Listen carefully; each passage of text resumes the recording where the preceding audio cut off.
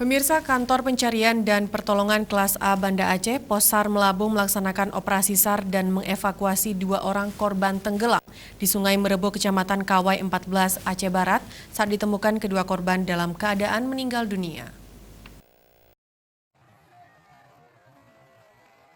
Setelah melakukan pencarian selama 1 jam, salah seorang korban bernama Muhammad Rusdi, 36 tahun, warga asal Ujung Baraso, Kecamatan Lapang, ditemukan dalam kondisi meninggal dunia 70 meter dari lokasi korban tenggelam ke arah hilir. 10 menit kemudian, tim Rescue SAR kembali menemukan Gilang, warga Runding, Kecamatan Jon Palawan, Melabuh ini, dalam kondisi juga meninggal dunia. Kemudian korban dibawa ke Puskesmas Kawah 14. Dalam pencarian korban bernama Gilang, tim rescuer dengan melakukan penyelaman di sekitar LKP dan penyisiran menggunakan Robin Boat sejauh 100 meter dari LKP ke arah hilir.